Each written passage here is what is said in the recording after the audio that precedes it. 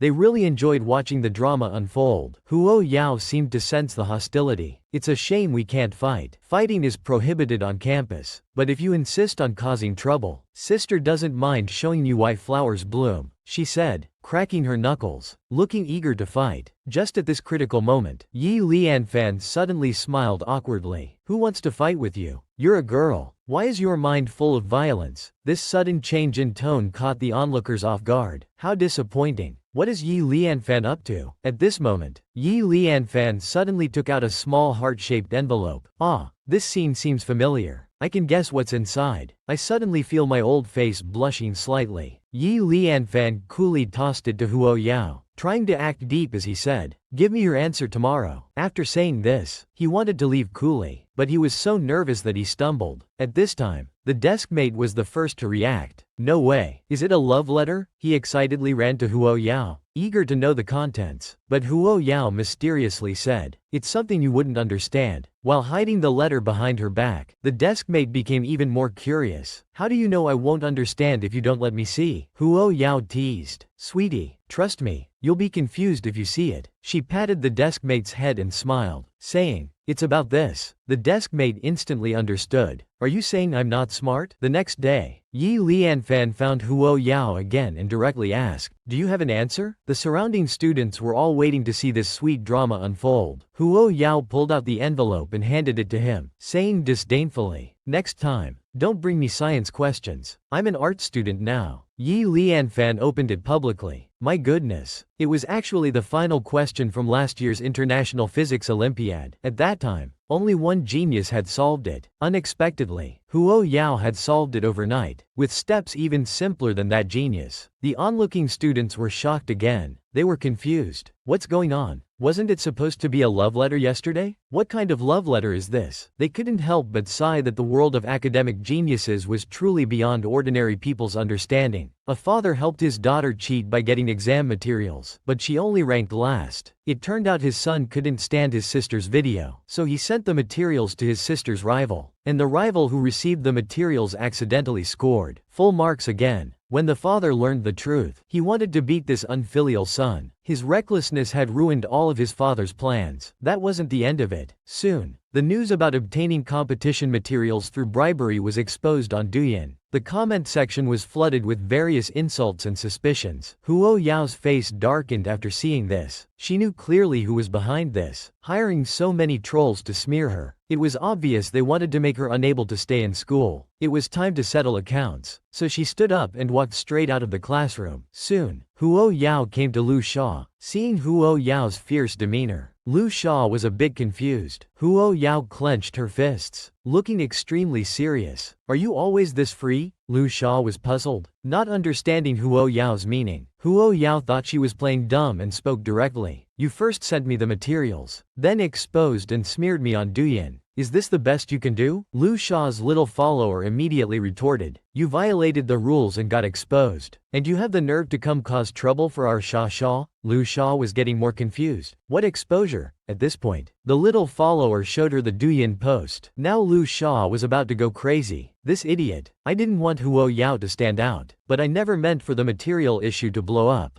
Dad got those materials through connections from the exam board. If this gets big, I'll be in trouble too. Betrayed by my brother at home, and now by my bestie at school. I'm so done with you losers. Lu Sha now understood what had happened. He arrogantly said he didn't post it. The innocent have nothing to fear. Coming to question me seems pointless. Huo Yang angrily slammed the table, lowering his posture. He slowly said, it doesn't matter who posted the TikTok. What matters is that from the moment it was posted, you were destined to pay for your stupidity. Lu Sha, feeling guilty, was speechless. Huo Yang arrogantly touched his chin. I wanted to let the matter of the documents go, but your actions today are so stupid it's endearing, he said, turning away stylishly. After the jerk left, the little follower quickly tried to claim credit. I anonymously posted the TikTok. I just wanted to vent for you. At this moment, Lu Sha was truly in a difficult situation. He impatiently said, shut up, let me have some peace. The little follower looked bewildered, not knowing what to do as he looked at Lu Sha. Meanwhile, Lu Sha thought, I really thank your ancestors. This isn't venting. It's clearly pushing me into the spotlight. It's really a case of fearing what comes. This quickly escalated to the principal, and the instigator was Teacher Wei, who had always disliked Huo Yang. Offending a high school teacher is truly terrifying. Huo Yao was originally a transfer student specially recruited by the principal, but he still scored full marks in the transfer exam. He rightfully should have joined the rocket class, but Teacher Wei of the rocket class suspected Huo Yao had entered through the back door, so he joined with the vice principal to try to expel Huo Yao. Fortunately, Huo Yao scored first again in another exam. He barely avoided expulsion. This slapped Teacher Wei in the face, and this time, Teacher Wei once again went to Principal Zheng, reporting that Huo Yao had violated rules in the national knowledge competition, demanding the principal to deal with it seriously. The principal got a headache upon hearing this. Huo Yao's abilities were obvious to all. He really couldn't understand why Teacher Wei was always targeting Huo Yao. The last time, the backdoor rumor problem was caused by him. The school didn't pursue his responsibility. Why was it still endless? Seeing Teacher Wei so persistent, the principal felt he must resolve this face to face. He asked seriously, are you certain that Wei has character issues? Teacher Wei was cautious, stating it wasn't that, just that someone had reported it. The principal asked for evidence upon hearing this. Teacher Wei hesitated, saying it involved student privacy. I can only say Huo Yao definitely obtained the competition materials in advance. The principal understood immediately. Teacher Wei didn't forget to embellish, saying, this competition's questions were mostly science-based, extremely difficult. How could he, a liberal arts student, answer better than even Lian? Before the principal could speak, the physics teacher nearby said, Old Wei, You'd better look at what I have here first. It was a love letter Yi Lian Fan gave to Huo Yao, the final question from last year's physics Olympiad, which had stumped countless students. Yi Lian Fan couldn't solve it in 7 days, but Huo Yao solved it in one night. Yi Lian Fan couldn't believe it, so he told the physics teacher. The physics teacher determined that Huo Yao was good material for studying science. He was about to bring the evidence to scold the principal, when he happened to encounter old Wei complaining. Teacher Wei impatiently took the note, seeing it was the answer to the physics Olympiad question, with a solution method and steps much simpler than last year's genius. He thought Yi Lian Fan had solved it, but the physics teacher told him the solver was actually Huo Yao. Teacher Wei could hardly believe it, still emphasizing how a liberal arts student could possibly do this. At this point, the principal couldn't stand it anymore. He slammed the table hard. Very seriously, he said, "Old Wei, you seem to have forgotten something. I originally arranged for him to be in your rocket class. It was you who shut him out." Old Wei was struck again. That's right, he was originally a science student. It was only his rejection that made him enter the liberal arts class. Then the principal threw a stack of documents on the desk. "Old Wei, look at this. Is this the competition material you mentioned? Wei gave it to me a few days ago, saying someone mysteriously mailed it to his home. He was worried someone might use the material to cause trouble, so he gave it to me. Moreover, the competition exam used a different answering method." After hearing this, Old Wei's hand unconsciously tightened on the materials. Coincidentally, he was slapped in the face again. It's hard to believe that two respectable old men would fight over a woman. One is a master of traditional Chinese medicine, the other is the leader of a medicinal cuisine family. Their half-lifetime friendship crumbled so easily in front of a woman. This elegant and classic courtyard house is Yi Lao's ancestral home. This isn't something money alone can buy. Today, Yi Lao specially invited Huo Yao and Li Yu to his home to taste his newly developed dishes. As soon as the three got out of the car, someone had been waiting for a long time, telling them that Yi Lao was still preparing the dishes and asking them to have tea first. Li Yu remembered that Huo Yao had participated in the national competition and asked about the results. Huo Yao replied that he had just advanced to the national competition and would go to Beijing next week for the competition. Li Yu casually said, "Oh, what a coincidence. I happen to be going to Beijing next week too. I can take you sightseeing." When it comes to flirting, Miu is still the best. Just ask if it's a coincidence or not. But Wei Yao didn't rush to speak. She rested her chin on one hand, tilted her head, and stared at Miu with wide eyes. Miu felt uneasy being looked at like this and nervously said, What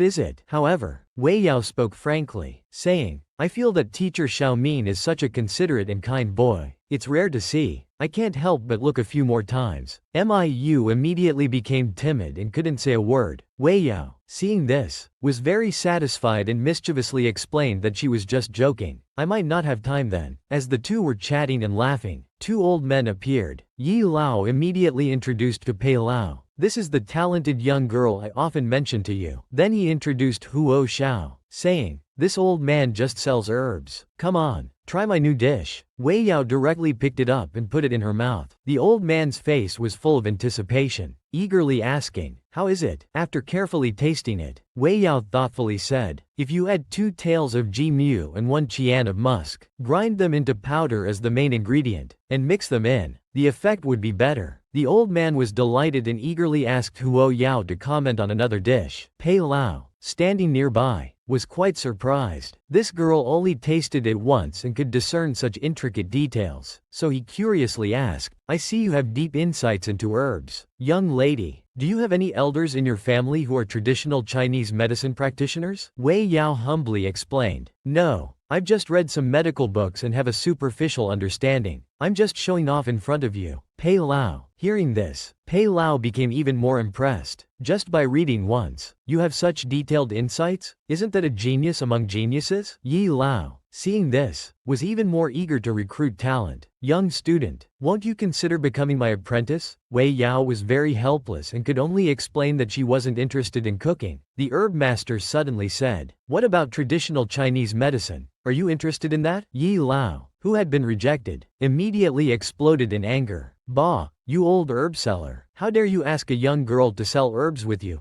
Pei Lao, determined to get a genius apprentice, directly retorted. And it's appropriate for you to make the young lady a cook? So the two old men started quarreling. However, Huo Yao finally stated that apart from studying, she had no interest in cooking or selling herbs. On the other side, at the school-wide assembly at No. 1 Middle School, the principal sternly criticized, "As students, you should focus on studying, not stirring up trouble and affecting the school's atmosphere every day." This time, some students posted rumors on the forum or bit about competition violations. The school will thoroughly investigate the source. Among the students in the audience, Lu Sha's sidekick was extremely scared at this moment. Xia, what should we do? The principal is going to investigate who made the post. Lu Sha pretended to be calm. What are you panicking about? Wasn't it posted anonymously? The little follower had to confess. I also told the homeroom teacher about this. At this, Lu Sha became uneasy. What anonymous post? You even told the homeroom teacher? You really want to die quickly, don't you? The little follower said with a wronged expression. Wasn't it because you said Huo Xiaofei forced your dad to use connections to get materials for cheating? I did this to get revenge for you. Seeing this, Lu Sha was truly speechless. How could there be such a stupid teammate? She pulled back her arm impatiently and said, "You caused this trouble. You're on your own now." The little follower suddenly felt like the sky was falling. I took this risk all for her, but she's pushing everything onto me. It must be said that Lu Sha's level of manipulation was quite high. On one side, she distanced herself from the situation, and on the other, she sent a message to her influential father, asking him to find a way to pause things to avoid implicating herself. This was truly a major backfire for a manipulator. She had intended to slander Huo Yao for cheating in the competition, but her friend ended up reporting to the principal. Because the school wanted to thoroughly investigate the rumor mongers, Lu Sha's friend was very worried. She had wanted to seek help from Lu Sha. Who would have thought that Lu Sha would draw a clear line with her, telling her to fend for herself? If you're not kind, don't blame me for being unkind. The friend directly went to the principal and confessed everything.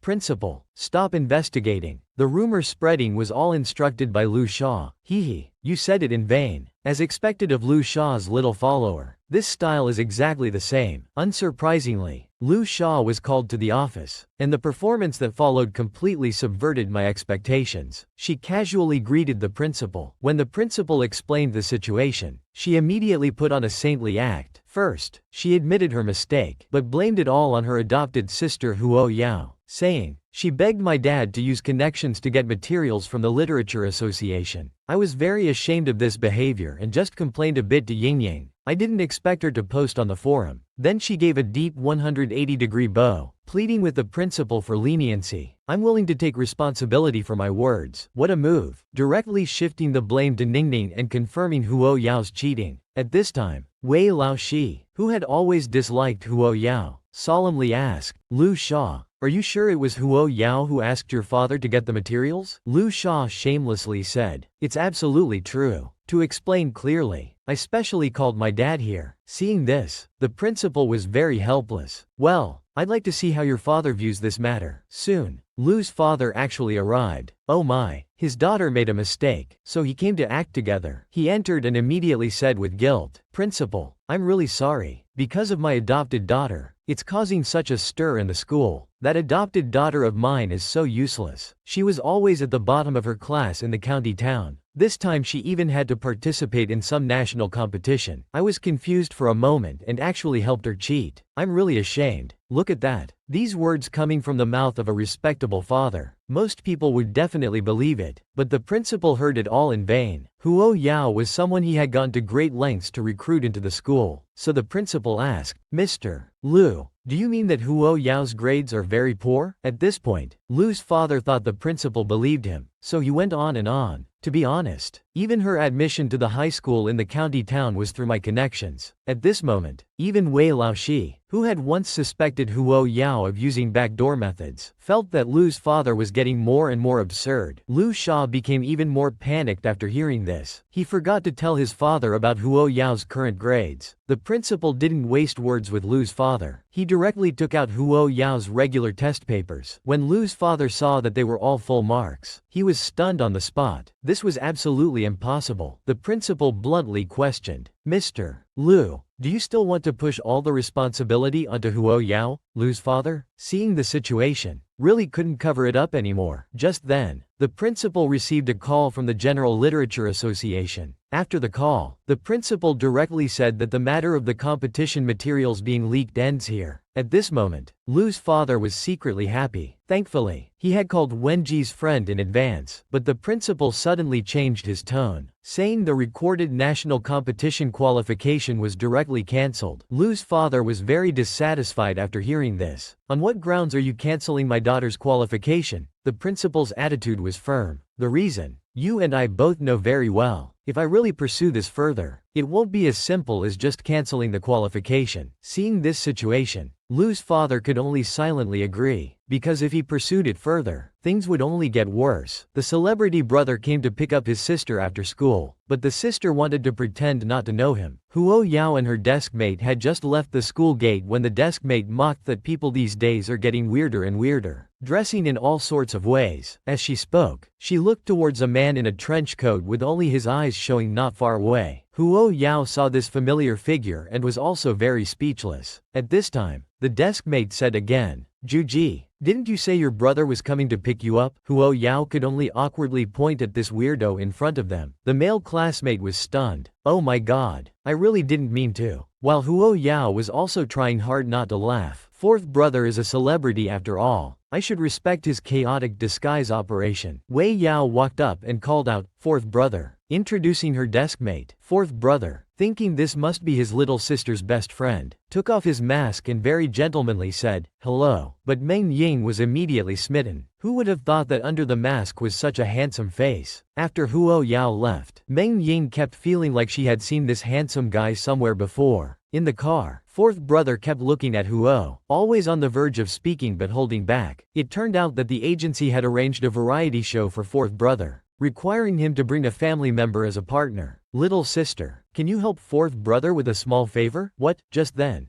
big brother called. Fourth brother changed his words, saying, never mind, and answered the phone. Big brother said he had something to discuss with him, so he brought Huo Yao along. The next scene is not a still image. Huo Yao and Big Brother sat blankly in the living room, not saying a word. Big Brother felt that since the last incident, he didn't know how to face Huo Yao. Fortunately, fourth brother came back with a bowl of water. He asked Big Brother what he wanted to discuss. It's not a big deal. Someone asked me to check if you had taken on a variety show. Upon hearing this, fourth brother immediately sensed something was off. The agent had just brought the contract. How could Big Brother know so quickly? He thought of Lu Shaw, so he directly said, this show requires bringing a family member to participate. Lu Shaw is not my real sister. It's not appropriate for her to come. Please tell her that. Big Brother. Fourth brother had no good impression of this adopted sister. Back then, when she found out her birth parents were rich, she left without hesitation. Now she wants to come back and pretend to be close. She's still as selfish as ever. Big Brother heard this and calmly acknowledged it. This puzzled fourth brother. It's not right. Usually, Big Brother would speak up for Lu Shaw. Today, why is he so quick to agree? And Huo Yao, sitting on the side, understood everything upon hearing this. Fourth brother excitedly told Big Brother, little sister will definitely get the Tsinghua University recommendation spot because she's always first in every exam.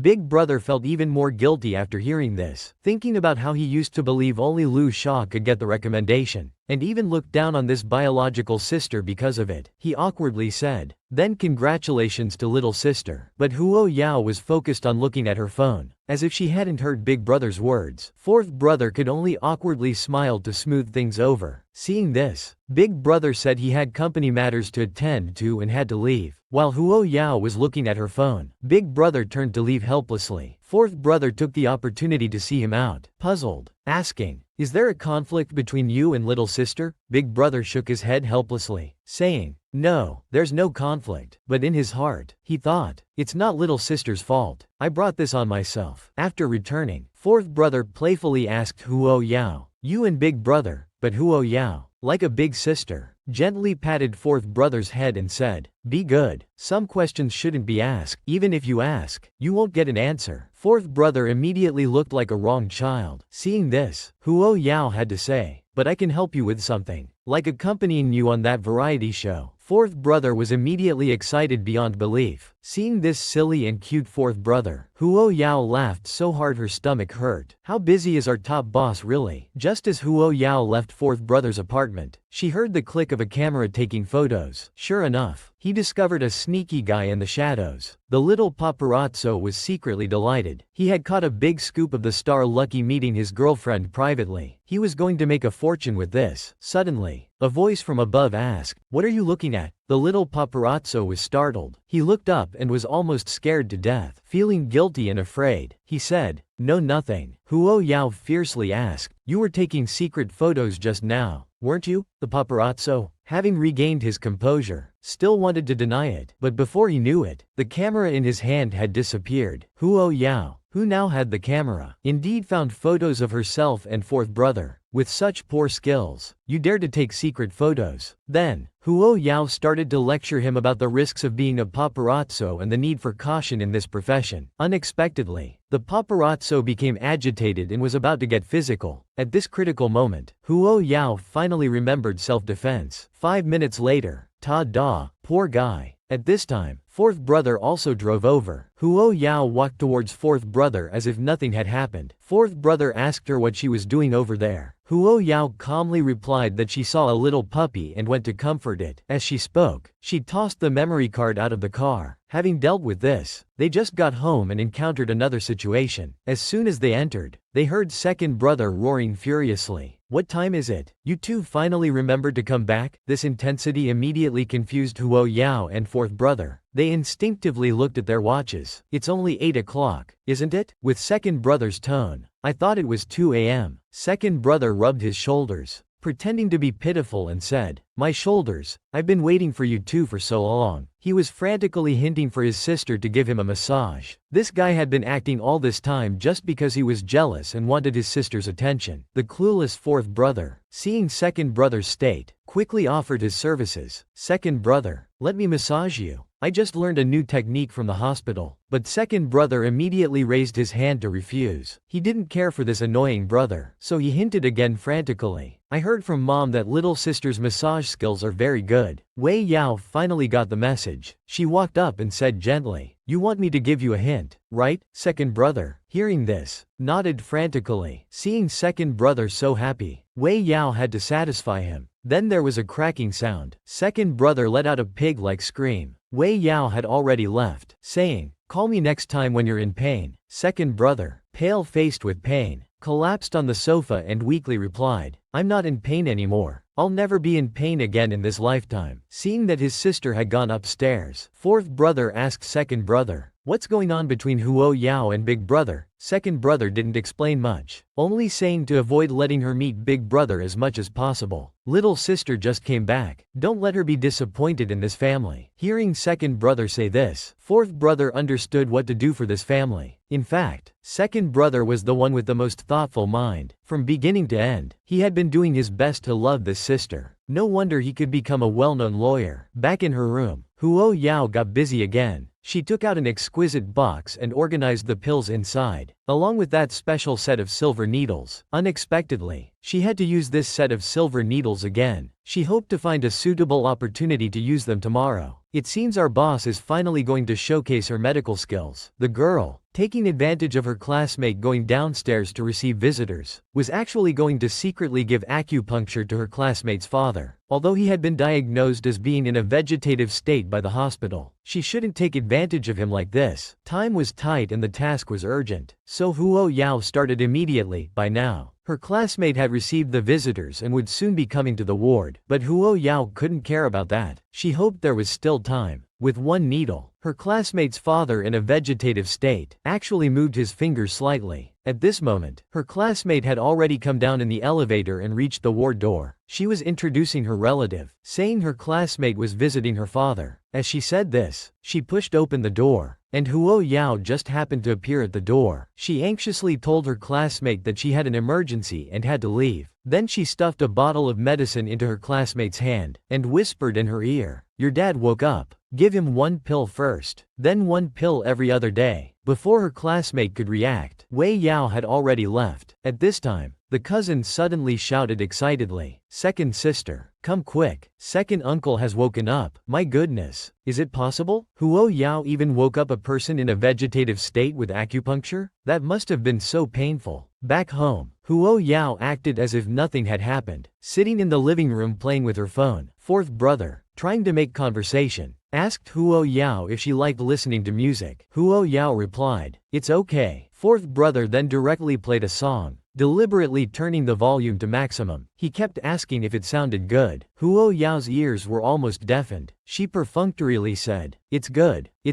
you can turn it off now." Then she picked up her phone and continued playing. Fourth brother was frustrated. Who is she chatting with so seriously? Such a big deal. Leaving me hanging here like this. Seeing this, Huo Yao had to show her phone to fourth brother. "An old Chinese medicine doctor is consulting me about a prescription. What's different?" Fourth brother took a look and was even more confused. It was all gibberish to him. He couldn't understand any of it. On the other hand, the doctor did a thorough examination of my deskmate's father. All his physical indicators were improving. It was truly a medical miracle. At this moment, Meng Ying recalled Huo Yao's expression before leaving. She seemed certain that her father would wake up soon. Could this be related to him? But how is that possible? So he sent a message to Huo Yao with the good news, saying that his father had woken up. Huo Yao replied directly, "The medicine I gave you was prescribed by a traditional Chinese doctor. It's harmless, so take it with peace of mind." Meng Ying was surprised by this answer. How did he know I was going to ask about this? Unable to think too much about it, she could only thank him briefly. At this moment, her cousin appeared in the hallway wearing headphones. Meng Ying took off her headphones and said, "You should go back now. It's too late. You don't need to keep me company." But her cousin insisted on staying with Meng Ying, saying she wanted to share her idol's songs with her. When Meng Ying saw the celebrity on her cousin's phone, it suddenly reminded her of something. She quickly sent a message to Huo Yao. "Is your brother a singer?" "Yes, but he's probably just an amateur singer. I haven't asked him specifically." Meng Ying directly asked for a photo of his brother. Huo Yao didn't have one. Luckily, fourth brother was nearby, so he directly said, "Fourth brother, let me take a photo of you." Fourth brother, who was eating cake, was about to strike a cool pose when Huo Yao had already taken the photo. He didn't forget to explain, "This is the deskmate you met last time. He insisted on having your photo." When fourth brother heard this, he instantly collapsed. His carefully cultivated aloof image was ruined because of this photo. But Meng Ying, who saw the photo, was extremely excited. "Oh my god, do you have some misunderstanding about amateur singers? Your brother is the top-tier popular singer Larry." Huo Yao was a bit confused at this point. He searched online for Larry, and it really was fourth brother. No wonder I couldn't find any information when I searched for Huo Shang. He's using a stage name. At this moment, fourth brother saw his sister searching for news about him. Thinking she must have learned about his greatness, he thought she would surely look at him with new eyes. He was imagining it getting better and better, waiting for his sister to praise him. But Huo Yao suddenly said, "Put your shoes on. The floor is cold." Fourth brother collapsed again. This is not what I imagined. Finally, the National Knowledge Competition finals arrived. The school took it very seriously and made grand arrangements because the exam location was in the capital. After landing, the teacher reminded the students, "The school has arranged food and accommodation. Behave yourselves these 2 days. Don't cause any trouble." It seems the capital, with its mix of good and bad, is not simple. Not far from the bus, 2 menacing figures appeared. Behind them was a row of black sedans, wordlessly saying they were not to be messed with. At this time, an observant male student noticed that all these cars had consecutive gold license plates. Clearly, this was no ordinary group. Just because the male student curiously looked a bit longer, it caught the attention of Baldy, scaring the student into a cold sweat. Just as he didn't know what to do, the teacher patted him and said, "You talk too much. Hurry up and get on the bus." The lead teacher then bowed to that group. "Sorry for the disturbance. Unexpectedly encountering that family here." This lineup was truly frightening. Who knows which important person was sitting in the car? At this moment, Huo Yao suddenly stopped, seeming to have a familiar feeling. But then she thought, this is often a mistaken feeling.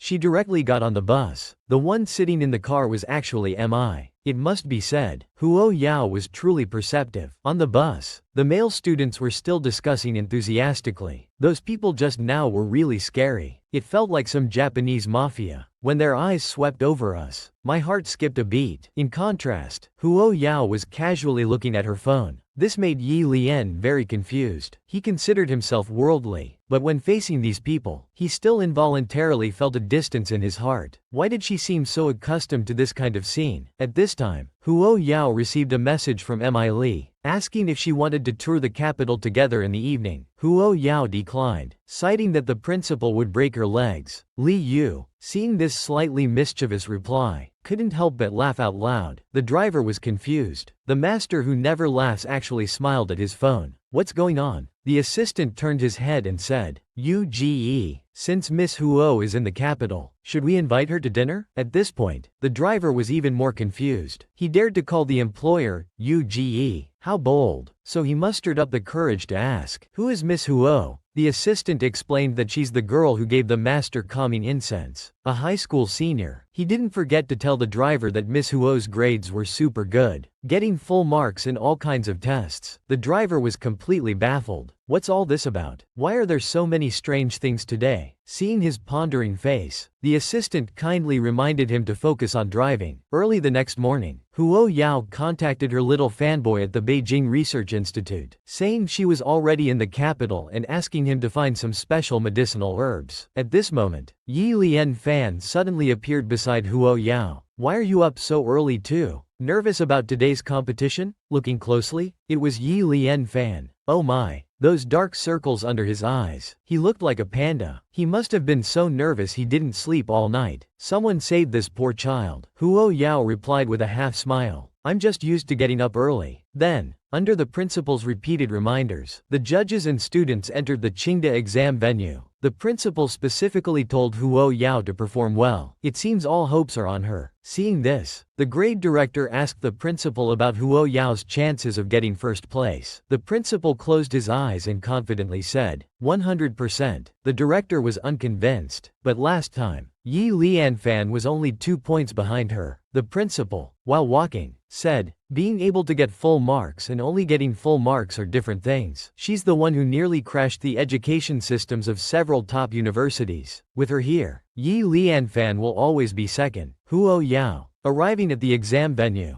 was enjoying herself. She loved this feeling of being able to study peacefully. With a ring of the bell, the national knowledge competition began. In a high-energy scene, Huo Yao, forced to participate in the national knowledge competition, had already shown full marks. She came first in the city-level competition and easily made it to the national finals. This honor all stemmed from the principal's secret registration. Arriving in Beijing, the finals venue was undoubtedly filled with the best from all over the country. To discover the participants' potential, this year's questions were much harder than last year's. This way, those who stand out would be true talents, ready to bring glory to the country in the upcoming international competition. In the exam room, Huo Yao's unusual progress caught the attention of the invigilating teacher. While others were still struggling with multiple-choice questions, Huo Yao had already started on the essay questions. This answering speed was indeed impressive. The teacher was stunned on the spot, but seeing the name Wei Yao on the paper, he realized it was that genius who only got full marks in all exams. He then found it unsurprising. He just hoped this child could maintain her standard. This year's international competition would be promising. Soon, Wei Yao finally put down her pen. Seemingly tired, she sighed, rubbed her shoulders, and couldn't help but remark, as expected of national competition question setters, they finally dared to set some challenging questions. If the question setters from Wenqi heard this thought, would they drink to drown their sorrows? With that, Huo Yao stood up to hand in her paper. This again caused discomfort to the students nearby. Where did this freak come from? Is it necessary to be this strong? Not just students. Even the team leaders from other schools felt it was unbelievable. Daring to hand in the paper early for such an important exam. One teacher was heard commenting, "The questions are so difficult this year. Handing in an hour early, they must be giving up." Another teacher laughed and said, "Not necessarily. What if they finished all the questions?" Then both of them laughed unconsciously. Even a fool could hear the sarcasm. At this moment, the team leader from number 1 high school calmly said, "Yes, I also believe our Wei Yao from number 1 high school finished all the questions." Hearing it was actually Wei Yao from number 1 high school, the two teachers instantly felt their faces burning with embarrassment. They really made fools of themselves in Beijing. Subsequently, the principal received news that little Huo had handed in her paper early, saying she had something to attend to. The principal told her to be careful, but after hanging up, he realized what had happened. She had something to do and handed in early, so he pretended to be panicked and said, "Old Yu, something's happened. Our school's Huo Yao handed in her paper early again." This old Yu was from the Beijing Literary Research Institute. Evidently, the principal was deliberately acting at this moment. Sure enough, it aroused old Yu's curiosity. The questions this time were carefully prepared by the institute. "She finished in 2 hours," the principal said earnestly. "Yes, this child has been smart since she was little." At this moment, old Yu was 100% unconvinced. "Come on, stop showing off. Call her to our research institute tomorrow for the final discussion." The old ginger is indeed spicier. With just a few words, the principal had connected Huo Xiao with the Beijing Research Institute. On the other side, a handsome and capable young man was excitedly waiting for someone, finally able to see the big shot's true face. He was thrilled just thinking about it. He wondered what the big shot looked like to match such outstanding talent. At this time, a young girl's voice came. Lei Xiao, with a delicate jade hand, placed it on his shoulder. When he turned around, he saw a pretty girl dressed like a high school student. He asked in extreme doubt, You're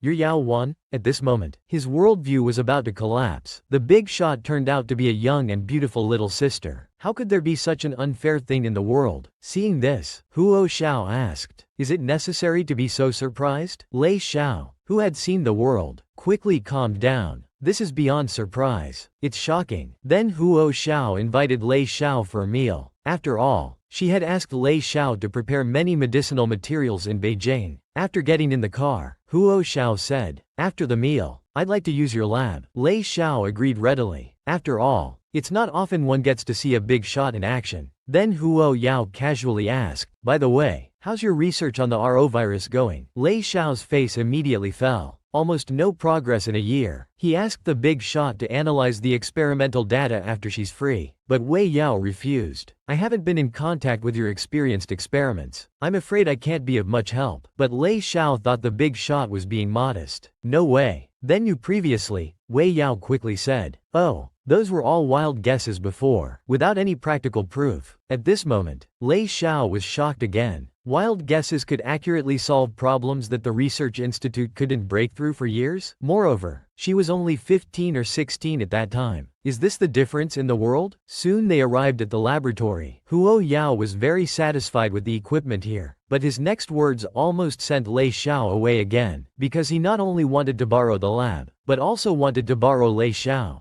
After hearing this, Lei Xiao's head was buzzing, thinking of the drug materials Huo Yao had prepared. If there were any mistakes, he wouldn't even know how he died. It's really outrageous. How dare someone try to harm our big shot Huo Yao? Huo Yao, who was going to Beijing for the exam, hastily turned in his test paper early. He rushed to his little fan's lab. He needed to prepare an antidote for fourth brother, but he had never used modern technology to purify drugs or make pills before. However, this was no challenge for him. Just by smelling it, he already knew the purity of the drug. Although not as pure as the ancient method of refining, it was enough to cure fourth brother's poison. Fortunately, this method saved time and effort. The little fan wanted to impress the big shot. "How about it? Isn't my purification level very high?" Huo Yao was indifferent. "Barely usable." The little fan's enthusiasm was once again trampled underfoot, but facing the big shot, he remained in awe. He could deduce the precise data of the entire experiment just by calculation, and he could start doing it himself after watching me do only 1/3 of the experiment. Even more impressive was that it was his first time using these instruments. Not only did he successfully complete the experiment, but he also shortened the operation time. This was simply inhuman. The most frustrating thing was, looking at his dissatisfied expression, he seemed unhappy with his own operation. It's unimaginable. The more I think about it, the more self-conscious I become. We're not on the same level at all. After finishing, Huo Yao thanked the little fan and said goodbye. Then he rushed to the night market in the old town because he had an appointment with young Master Mi. He had never been to such a place and felt extremely uncomfortable. Seeing his out-of-place appearance, Huo Yao realized he shouldn't have brought him here. Huo Yao suggested taking Minyu to eat some delicious food. He knew there was a well-reviewed noodle shop inside. Minyu was reluctant deep down but didn't want to say it outright. Seeing his hesitant expression, Huo Yao quickly explained that the noodle shop was at the very back where there were fewer people. Only then did Minyu agree readily. They soon arrived at the noodle shop. The owner warmly welcomed them. What would you like to eat? We have everything on the menu, Huier directly said. A large bowl of saucy noodles. Remember to add your secret spicy sauce. Then he asked Minyu, what do you want to eat? Order anything. It's my treat. At this moment, Minyu was just like your boyfriend, the same as you. So Huo Yao cheerfully ordered to the owner. 2 large bowls of saucy noodles. 1 spicy, 1 not spicy. For the spicy one, no cilantro. For the non-spicy one, extra green onions. For the one without cilantro, extra soil. The owner was confused at this point, wondering if they were here to cause trouble, so he probed, asking, usually only regular customers remember my spicy sauce. Little girl, are you familiar with it? Huier explained that a family elder had mentioned it. The owner, hearing this, realized they were his people and happily said, coming right up. Please wait a moment. Huier told you. Don't worry, this shop is quite clean. Minyu responded with a couple of perfunctory MHMMs. The owner, turning away, pondered thoughtfully. Strange. He felt like he had seen this scene before, but this little girl was here for the first time. At the same time, Minyu also noticed that Huier seemed very familiar with this place. Without realizing it, the two had toured the entire night market. Finally, while waiting for the driver to pick them up by the roadside, Minyu couldn't contain his curiosity anymore and asked, how did you find this old town night market on your own? Huier casually replied, I saw online reviews that there were many snacks here. At this moment, his mind was on his WeChat moments. He had posted pictures of food, but somehow in his brother's eyes, the tone had changed. Uniformly, they advised their sister to be careful and not to go out alone. Huier had to reply to each one. Drama queen second brother, naive fourth brother, I got it, you big babies. Just then, Huo Yao's eyes suddenly sharpened. An inexplicable sense of crisis washed over him. Then came the harsh roar of a motorcycle engine. Huo Yao looked towards the sound. A black motorcycle was speeding towards them. Minyu immediately realized something was wrong.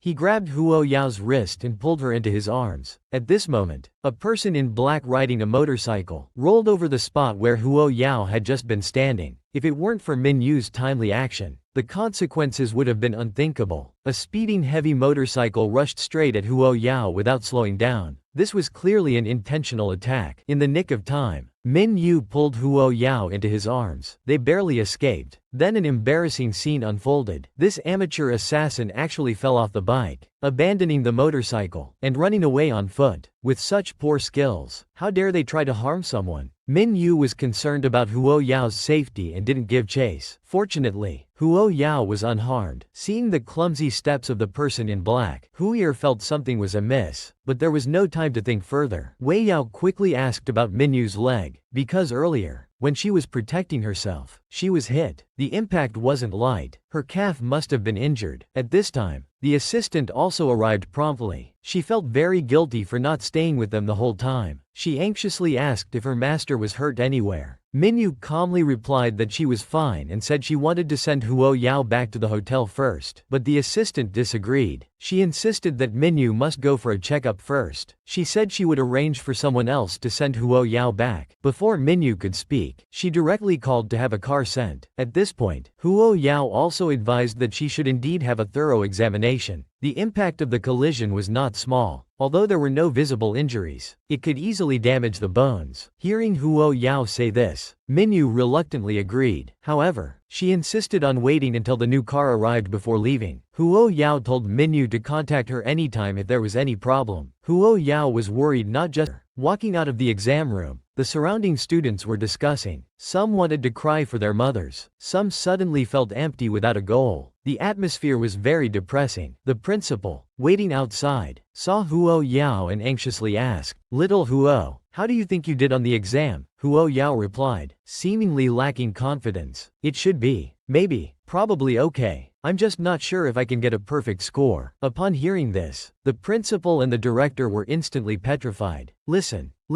is this human talk? Others are calculating how many they can answer correctly, while he's calculating whether he can get a perfect score. The principal didn't know how to respond for a moment. Luckily, he saw Yi Lianfan also coming out of the exam room and took the opportunity to ask, Little Yi, how was it? Are you confident? Indeed, worthy of being the second best from a century-old famous school, he confidently said, I feel very good. Then looking at Huo Yao, he added, for the last big question, I used the method you taught me this morning. Huo Yao didn't expect this guy to be so clever. He had learned to draw inferences. Huo Yao praised him, saying he did well. At this point, Yi Lianfan became even more confident. Then I think I've secured second place. Look at what Huo Yao's arrival has done, forcing the original top student to set his highest goal as second place. However, this delighted the principal. It seemed that number 1 high school was about to rise again, but the director suddenly felt his heart wasn't good. At his age, how could he handle such excitement? Listening to their relaxed conversation, one aiming for first place, the other securing second, they didn't seem to take the national finals seriously at all. Indeed, the two involved really didn't take it seriously. Yi Lianfan immediately invited Huo Yao to visit Tsinghua University. His cousin studied there, and he heard that the university cafeteria was famous for its delicious food. Huo Yao, who was initially not interested, suddenly became excited at the mention of good food. Your cousin is too kind. Let's go now. This sudden change caught Yi Lianfan off guard. He could only lead the way. They just left to get food like that. The two leaders left behind were bewildered. The food at Tsinghua truly lives up to its reputation. Huo Yao had just finished eating and was already missing it. At this moment, the cousin finally revealed his true intentions. I've been following this competition. Junior Huo, your results are excellent. You'll surely come to Tsinghua sooner or later. Have you thought about what you'll major in? Huo Yao said with slight excitement. It should be biology, but physics and chemistry are also under consideration. Yi Lianfan was a bit surprised after hearing this. His physics and chemistry are so good. Why would he want to major in biology? The clueless cousin started to persuade. Actually, choosing the physics department is quite good, unlike the biology department, where you analyze experimental data every day. So boring. Look how mean this guy is, blatantly badmouthing the biology department. He's calculating that there are pitifully few students in the physics department. He absolutely can't let such a beautiful junior slip away. To leave a good impression on Wei Yao, the cousin pulled out his trump card, offering to show them around the physics department's laboratory. He talked non-stop about various instruments, equipment, honors, and achievements. He was afraid that if he missed any point, Wei Yao wouldn't choose the physics department. Just as the cousin was enthusiastically explaining, a group of school leaders suddenly appeared, making him a bit flustered. He quickly instructed Wei Yao and the others to come over and identify themselves. Speak up. They're all professor-level bigwigs of the college. It's not good if they see outsiders coming in. Huo Yao cooperatively gave an okay gesture. Thus, under the cousin's extreme nervousness, the professors walked straight past. The cousin had just breathed a sigh of relief. Suddenly, someone in the group stopped. The cousin became so nervous he started to stutter.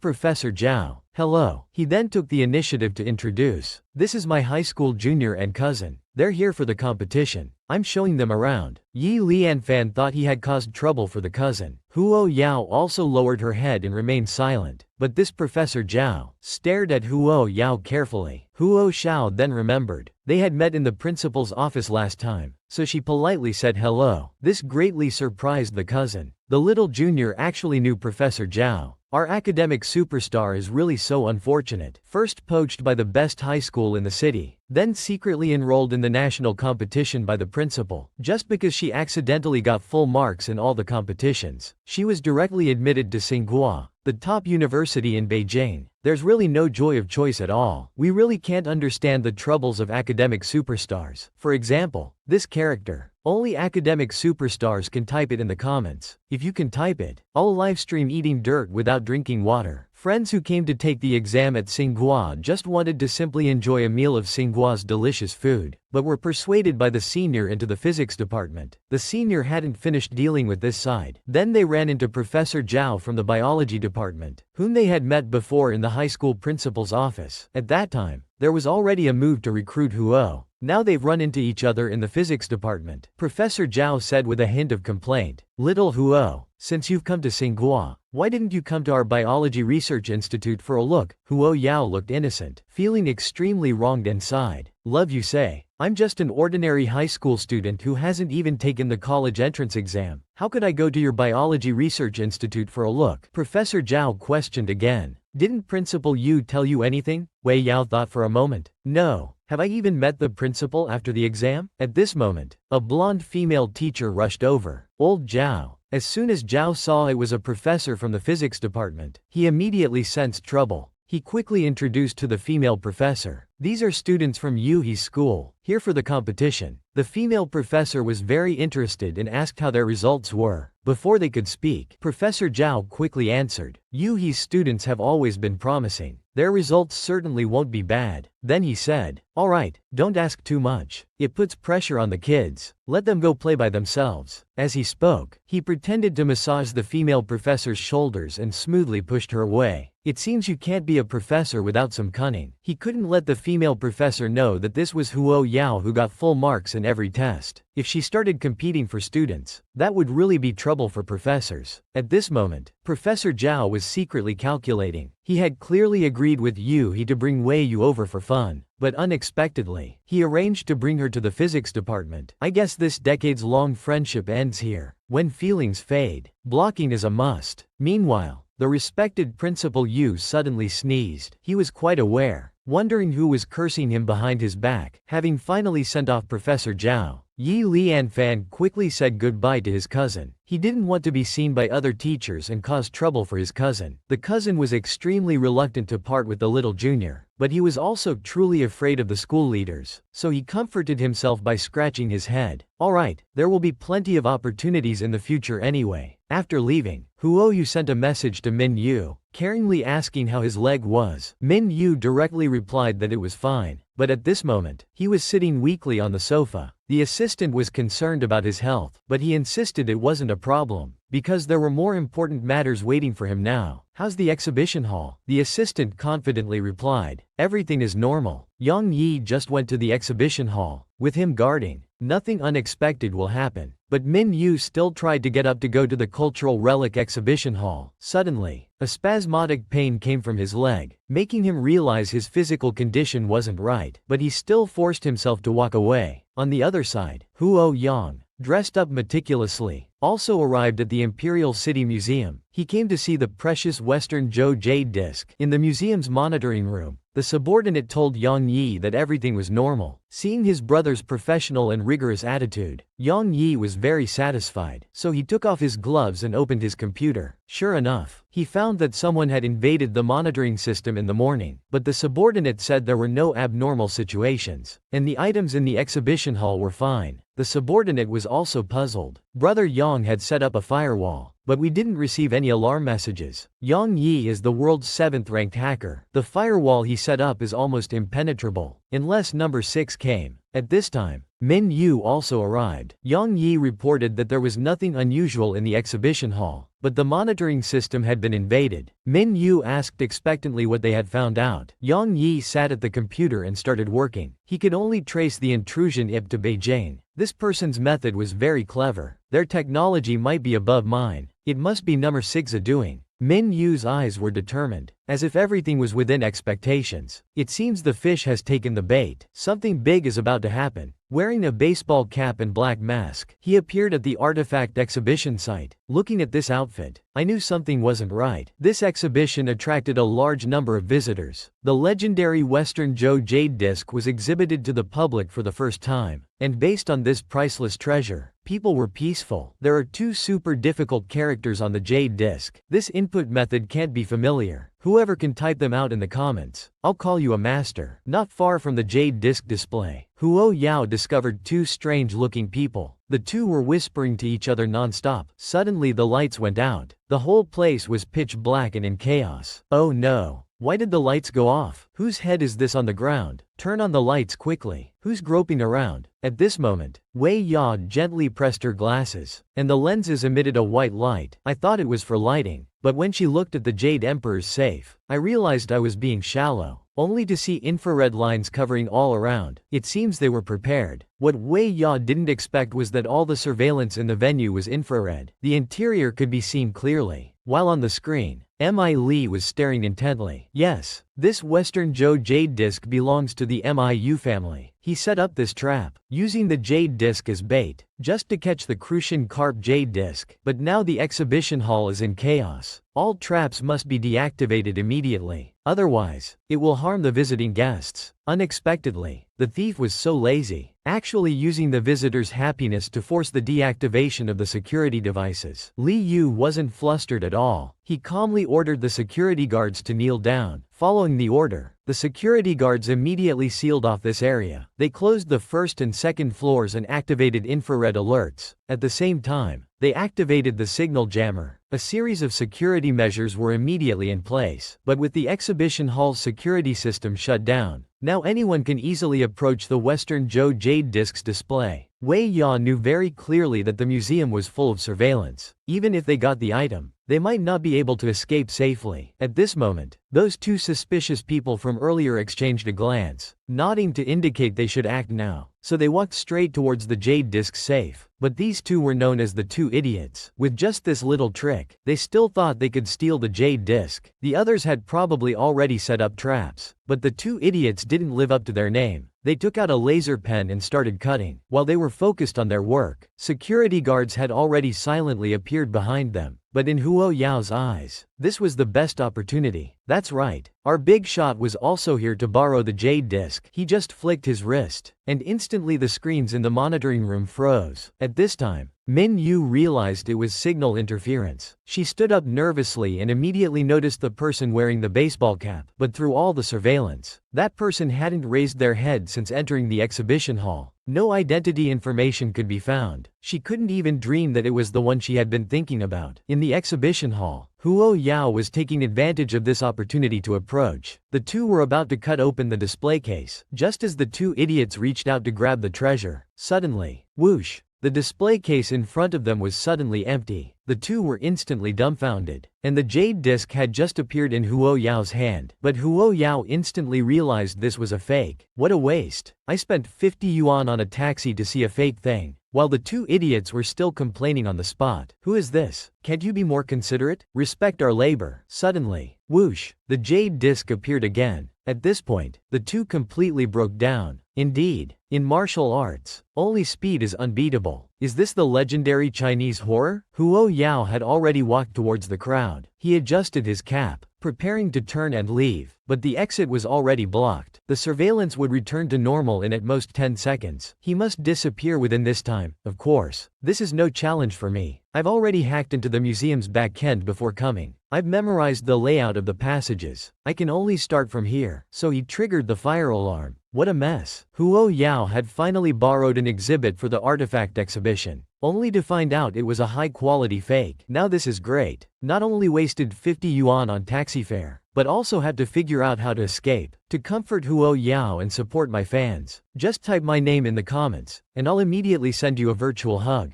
Don't believe me? Try it and see. At this moment, all the passages in the exhibition hall were sealed off. But this was hardly a challenge for Huo Yao. He took advantage of the chaos to trigger the fire alarm. The already chaotic crowd, upon hearing the alarm, their desire to escape drove them to surge into the lit emergency exits en masse. Just like that, Huo Yao squeezed out of the exhibition hall with the crowd in the last second before the surveillance cameras recovered. At this time, Li Yu and his group also arrived at the lobby. Yang Yi told his boss that the two foreigners who committed the crime had been caught, but they confessed that the person who took the jade bai and put it back wasn't one of them. At this moment, Assistant Zhou Yun also came to report to the boss. The person you asked me to investigate left no information records whatsoever. It's as if they appeared out of thin air. Yang Yi asked in surprise. Who are you talking about? Zhou Yun then showed Yang Yi the surveillance photos. At this point, Yang Yi suddenly realized, could this be the person who stole the flying Asparad 2 years ago? Li Yu replied with unusual calmness. I'm certain. At the same time, he secretly vowed, no matter who you are, I will definitely catch you. And so,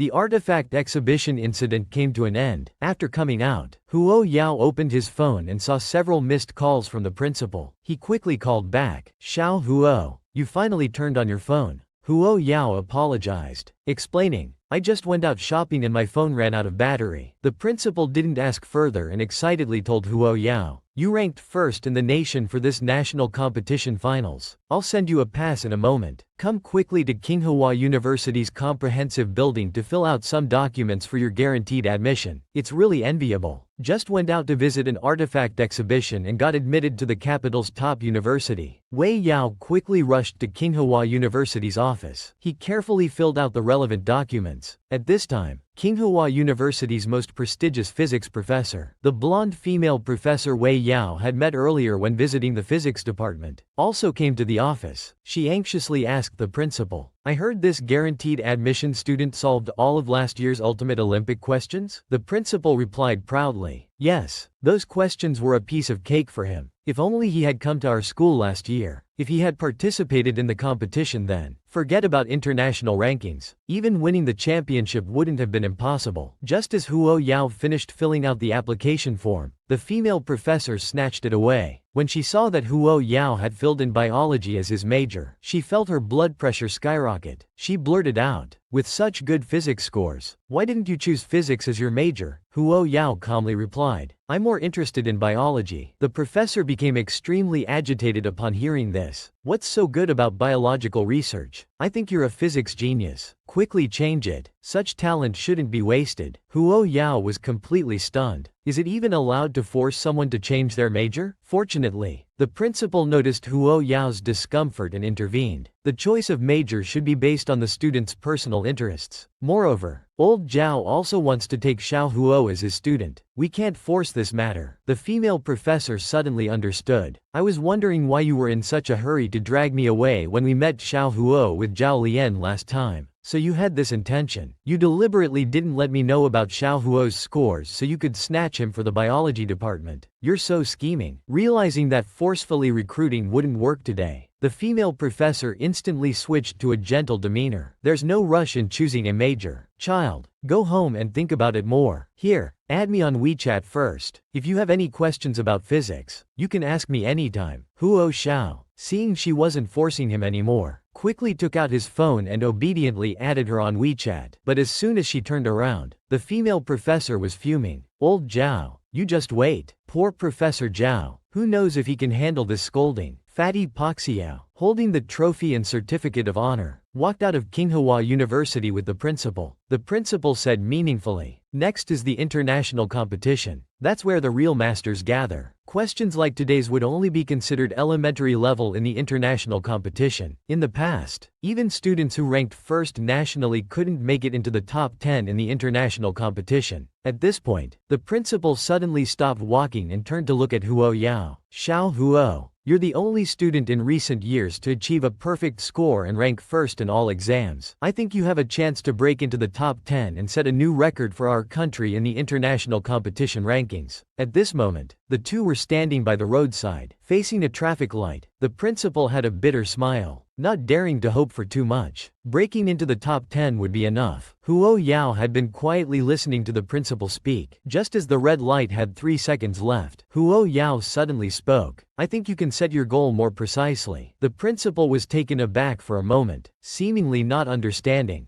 At this moment, the green light turned on. Huo Yao was the first to step onto the crosswalk. He looked back casually and said, "For example, getting first place." The principal's eyes widened. His first thought was, young people are truly fearless like newborn calves not afraid of tigers. But seeing the confident figure before him, the principal suddenly felt an unprecedented sense of aspiration. This episode has a lot of big shots. The transitions are abrupt, but it's important for the plot development, so it must be told. After the exam, Wei Yu was waiting at the airport, enjoying Fourth Brother's album. Suddenly, he received a strange text message. "Such a big commotion at the Beijing Cultural Relics exhibition. Could it be your doing? Who is this? How do they know Huo Yao so well? To think of Huo Yao for such a thing." Of course, he couldn't admit it. The person seemed to know Huo Yao well. They began to exchange pleasantries. Just then, a classmate called out that it was time to board. Only then did Huo Yao rush towards the boarding gate with a crowd. Come quick,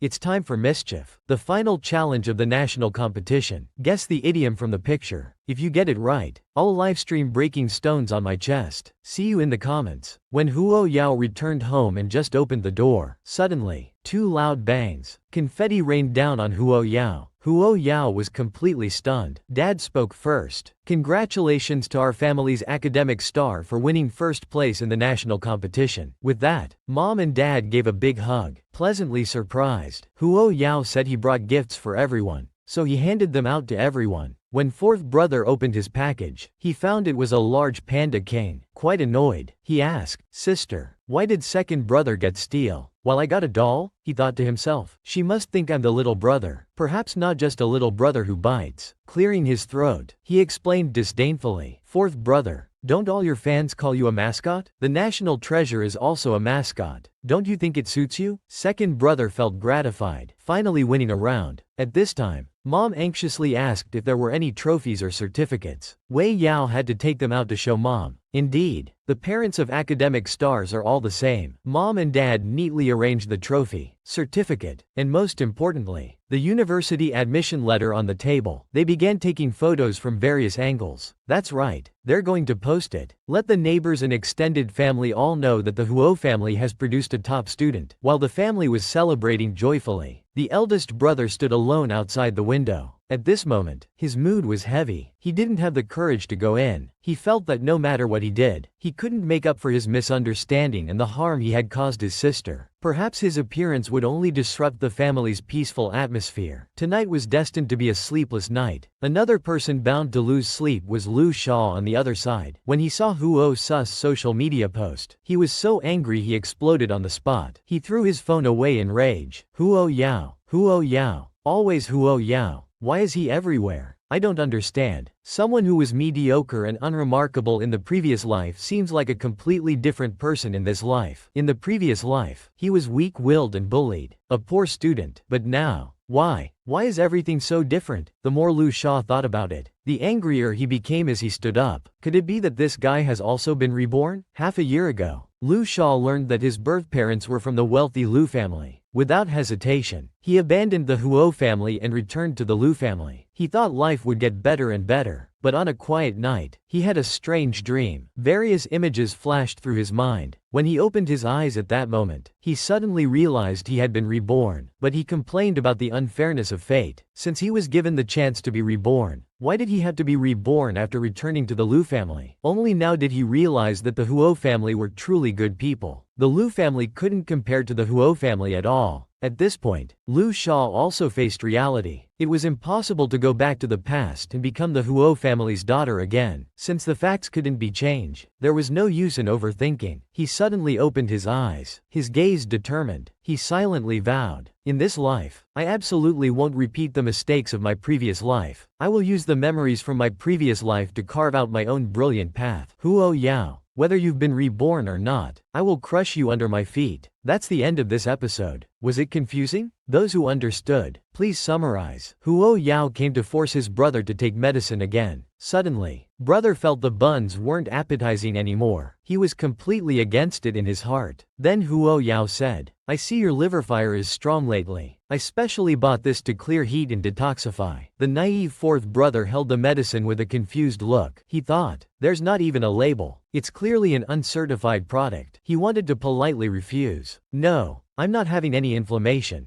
But Huo Yao suddenly glared angrily. "If I say you have it, you have it." Fourth brother had never seen such a situation. He immediately became submissive. Okay, he asked cautiously. "Do I just drink it directly like this?" Huo Yao said irritably. "I could give you an injection instead." Seeing this, fourth brother had no choice but to drink it all in one go. Satisfied, Huo Yao finally went to school. Whoever can type out this character in the comments will surely have good luck coming their way. But shortly after Huo Yao left, fourth brother suddenly felt unwell. A burning heat started from his spine and spread throughout his body. Fourth brother's unusual condition worried second brother greatly. He anxiously asked what was wrong. Fourth brother, with a blissful expression, said, "After drinking sister's medicine, I suddenly felt a warm sensation in my wound, an indescribable comfort." Second brother suddenly remembered the medicine his sister had given him earlier. His old ailment hadn't recurred since. Some kind of heat clearing and detoxifying. It sounds like it's from Huzhou. Perhaps it's just right for fourth brother's condition. He continued, "Sister wouldn't give you medicine without reason. To be safe, you need a comprehensive checkup." So Huo Shang contacted Tong Wugong. Tong Yu was very pleased. Thinking Huo Shang had finally come around, he used his connections to arrange an appointment with Master Pei, a traditional Chinese medicine expert. He didn't forget to remind Huo Shao that the master's family had been in traditional Chinese medicine for generations. Be polite later. Who knows? He might be able to cure this illness. Soon after, Master Pei arrived. The two greeted him politely. Then Tong Yu handed over all of Huo Xiao's overseas medical examinations and diagnoses for Master Pei to review. Master Pei put on his reading glasses and studied them carefully. Then he asked Huo Xiang to extend his hand. After taking his pulse, Master Pei immediately noticed something odd about Huo Zhang's condition. He had been poisoned some time ago. Feng Yu was very confused upon hearing this. A few months ago, he did injure his bones. Later, spinal nerve damage was unexpectedly discovered. As for poisoning, that wasn't detected in any tests. Master Pei explained, some poisons can't necessarily be detected in blood tests during the early stages. Feng Yu excitedly asked, do you mean his nerve damage was caused by poisoning? If so, would he be cured once the poison is neutralized? But Master Pei said the poison had already been neutralized, and quite recently at that. Hong Yu was now confused again. What does this mean? Could it be the medicine I got from you last time? He's been taking it regularly. Master Pei, thinking of that S-grade medicine, still looked surprised. Yuqing pills can indeed neutralize poison and repair damaged nerves, but I think he must have taken other medicine as well. At this point, Huo Xiang fell into deep thought. Then he took out the medicine Huo Yao had given him. Please take a look at this. Master Pei took the bottle. He just opened it and smelled it, then asked with a surprised look, where did you get this medicine? Huo Xiang said it was from a friend. Master Pei excitedly asked, is your friend studying medicine? Thinking of his sister still in high school, Huo Xiang shook his head and said no. At this moment, Huo Xiang nervously clenched his fists. With eyes full of hope, he asked, since the poison in my body has been neutralized now, does that mean my spinal nerve problem is completely cured? Lei Cheng thought Master Pei seemed hesitant to speak. Then he shook his head. Seeing this, Huo Zhang's mood plummeted. He felt he had reached the lowest point in his life, so it still doesn't work after all. However, Master Pei suddenly said excitedly, don't underestimate your miracle, doctor friend. Congratulations, you're cured. My goodness, I'm so excited. Fourth brother is finally cured. The stage king who can sing and dance is back, thanks to our lucky star, Big Brother Huo Yang. Another big event is about to happen. The green tea video is about to go viral. His target is actually fourth brother, who's a celebrity. Type out this character in the comments, and you'll never encounter such petty people in your life. Just leaving Master Pei's place, the two were in exceptionally good spirits. They had finally conquered the illness. Hong Yu curiously asked who gave the medicine, saying it must be Wat Tuo reincarnated. Huo Xiang proudly answered it was from his sister. Hong Yu excitedly punched Huo Xiang,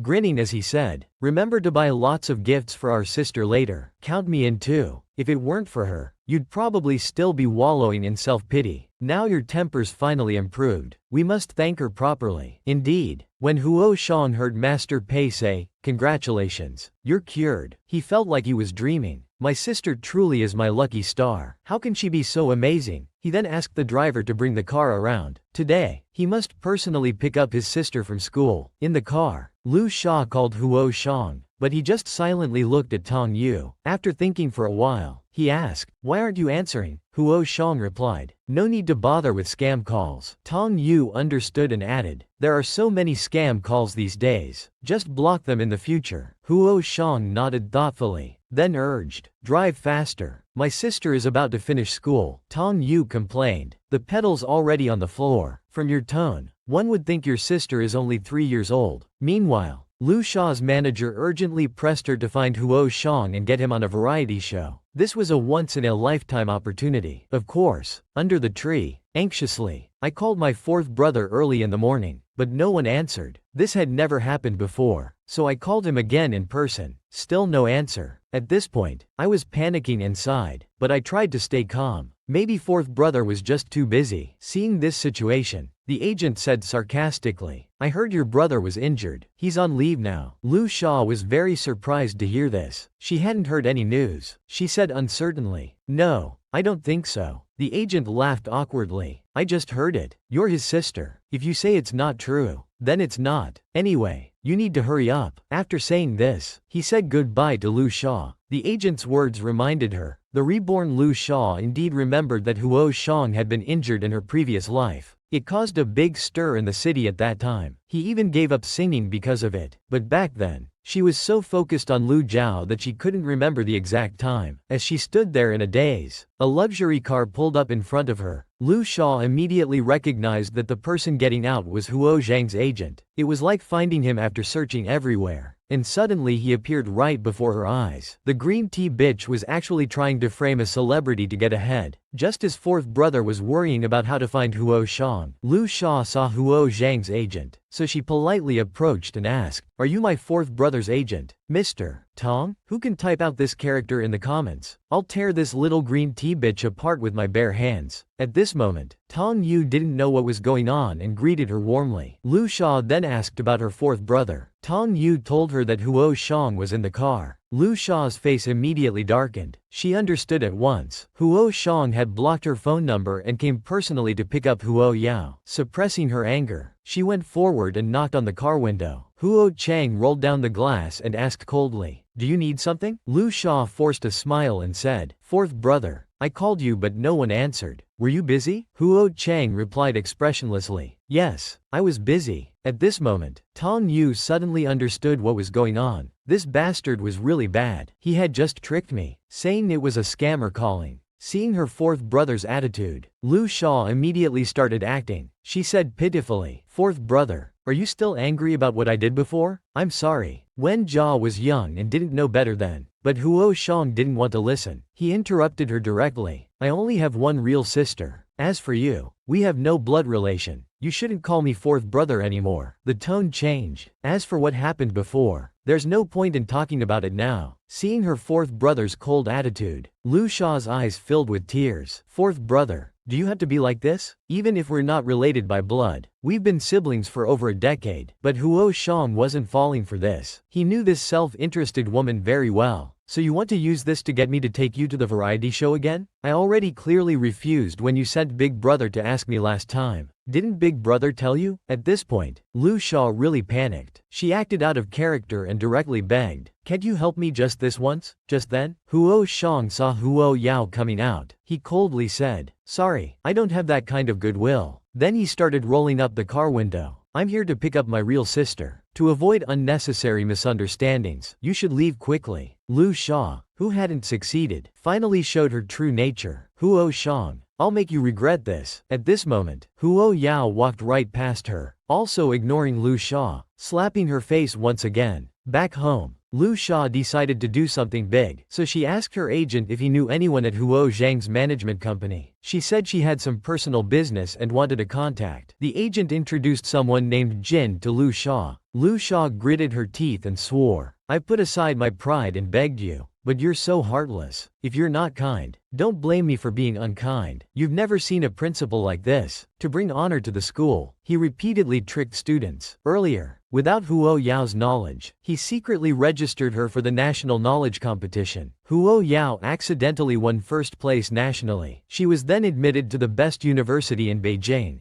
Just after returning, the principal teamed up with the English teacher to trick Huo Yao into participating in an English-speaking competition. Huo Yao initially refused, but the principal said there was a 100,000 yuan scholarship for first place. Hearing this, Huo Yao immediately signed up. The money didn't matter. It was mainly an opportunity to practice. It must be said, the principal really knew how to handle Huo Yao. Who can type out this character in the comments? I'll livestream splitting a durian with one hand. Soon, the English competition arrived. Unsurprisingly, our boss Huo Yao easily won first place, returning victorious once again. Her parents were overjoyed seeing their daughter's award announcement. At this moment, Wei Yao suddenly handed the prize check to her father, casually saying, "This is a gift for your new car. Please choose one yourself." Her father held the check tightly to his chest, not knowing what to say for a moment. Although it was only 100,000, not even enough to buy an umbrella for a Rolls-Royce. This filial act moved her father to tears. Just as her father was about to say something emotional, "Daughter," Wei Yao interrupted him, turning to say, "I'll take a call first." Her father immediately covered his mouth, afraid that any sound might disturb Hu Yao. The person calling Hu Yao was Minyu's assistant, Zhu Yu. The anxious voice on the other end asked, "Miss Huo, I want to know where you bought that calming incense before." Do you still have that person's contact information? Wei Yao sensed something was wrong and quickly asked what happened. Zhou Yun was calling behind Minyu's back, but too worried about the main month. He stammered and told Wei Yao that Minyu had an acute attack and wanted to ask the divine doctor from Zhixiang to take a look. After hearing this, Wei Yao's eyes widened with tension. She quickly asked, "Where are you now?" Soon, Hu Yao arrived at the address Zhou Yun had given. When the doorbell rang,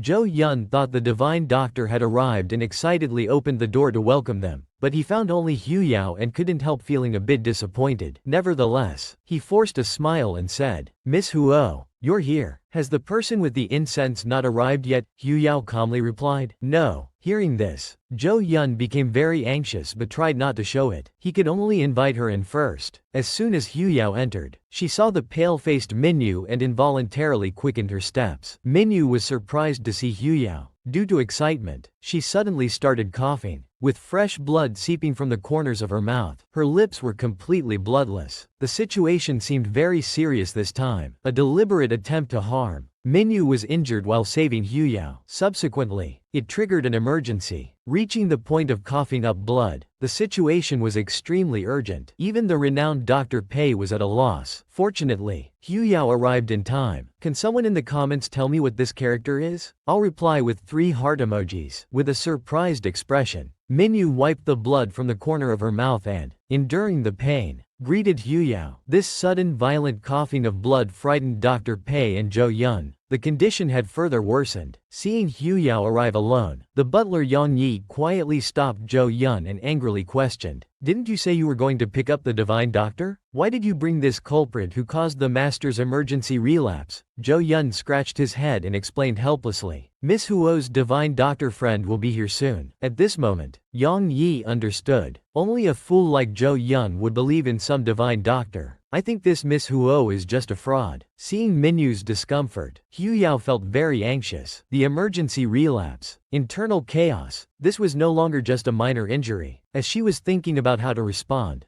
"I'll go prepare right away," he said, standing up to leave. But as he turned, Yang Yi stopped him. "Zhou Yun, you're such a fool. Have you gone mad? Even Dr. Pei is at a loss, and you're trusting a young girl so easily? The master's health is not something to be trifled with." Minyu suddenly quickened her pace. She had already reached the point of coughing up blood, with her life in danger at any moment. Even after inviting the top doctor, Dr. Pei, he was still at a loss. Seeing this situation, Hu Yao finally took action. She just took Minyu's pulse and immediately wrote down a list of medicinal ingredients. She asked the assistant Zhou Yun to prepare them, but the butler Yang Yi was convinced that Hu Yao was a fraud. How could a 17 or 18-year-old girl have better medical skills than the renowned Dr. Pei? So he tried to stop Zhou Yun, but Zhou Yun pushed him away, saying with a determined look, "I believe in Miss Huo." Yang Yi was so angry he couldn't speak. Whoever can guess this super difficult idiom, I'll do a live stream eating chili peppers while doing a handstand. Meanwhile, Dr. Pei looked shocked. The prescription he had just seen was actually an ancient method that had been lost for ages. So he spoke up, saying there was nothing wrong with the prescription. Or rather, there wasn't a prescription more suitable for Min's current condition. Then old Pei patted his chest and said with satisfaction, "The new generation indeed surpasses the old. Little Huo's medical skills are probably above mine." Yang Yi was shocked and stood rooted to the spot. Zhou Yun excitedly said, "Then I'll go get the medicine right away." Perhaps because the calming incense on the sofa had been extinguished, you seemed much more relaxed. Huo Yao asked, "Did you not take the medicine I gave you before?" Yin Yu first hesitated, then awkwardly said he forgot. Not angry, Yao smiled with her eyes wide open. "You're really a dishonest fellow. Would it kill you to just listen to me?" Minyu was unnerved by Huo Yao's gaze and quickly asked Yang Yi to bring the medicine. Yang Yi responded immediately. Seeing his hurried manner, Huo Yao realized that everyone's attitude towards Minyu was particularly respectful. It seemed this neighbor boy's identity was not simple. Soon, Yang Yi returned with water and medicine, quickly giving it to Minyu to take. Huo Yao instructed 1 pill a day. Minyu didn't dare delay and immediately took 1 pill. Sure enough, Minyu felt much better right after taking the medicine. At this moment, Yang Yi respectfully bowed to Huo Yao and apologized. "Miss Huo, I apologize for my rudeness earlier. I hope you won't take offense." This sudden change in attitude surprised Huo Yao greatly. She quickly said, "It's fine. It's fine. Seeing Huo Yao so easy to talk to, Yang Yi felt embarrassed and scratched his head. If there's anything you need in the future, Miss Huo, please don't hesitate to ask. Huo Yao hurriedly waved her hands. No need. No need. Really, there's no need. Look at that. The great Huo just showed a bit of skill and already won over this little brother. To save her sick neighbor, Huo Yao was forced to reveal her identity as a pharmacist. Seeing Huo Yao write out the lost tonic prescription, Old Pei, renowned as a medical expert, was impressed beyond measure and determined that this young girl's medical skills surpassed his own. After Min's condition improved, Huo Yao said this acute relapse was caused by the wound on his calf. Old Pei was quite puzzled upon hearing this. Huo Yao explained that some injuries are not visible to the naked eye, but can be detected through pulse diagnosis. Old Pei was shocked again. He had been practicing Chinese medicine his whole life but had never heard of this. It's like how I studied for 8 years, and still don't recognize this character. Don't laugh. You can't write it either. But what made Old Pei more curious was that prescription you wrote just now. It's an ancient formula, right? It seems to have been lost. Wei Yao was very surprised to hear this. She didn't expect Old Pei to recognize it. She could only pretend to be clueless and explain, I'm not sure either. I just saw it in a medical book. Hearing this, Old Pei couldn't stay calm. He continued, last time at the medicinal restaurant, she said she only knew a little, learned from books. Haha, if I hadn't seen it with my own eyes, her casually writing down such an exquisite prescription, I would have been fooled. This little girl is quite mischievous. Wei Yao realized that if she stayed any longer, her true abilities would be completely exposed, so she tried to find an excuse to leave. Since there's nothing else, I'll be heading back now. After taking a few steps, she suddenly thought of something and turned to Old Pei. You should have equipment for medicine refining, right? Old Pei heard this and didn't even bother to answer. How ridiculous. As the owner of the largest imperial pharmacy, he had everything needed for medicine refining. Wei Yao turned and said, when you have all the herbs ready, contact me. With that, she turned and left. Yang Yi quickly followed to see her out. After Huo Yao left, Old Pei finally couldn't contain himself and asked, may I see the medicine Miss Huo gave? Li Yu casually handed it to Old Pei, who received it with both hands respectfully. When he carefully opened it and just smelled it, his eyes widened instantly.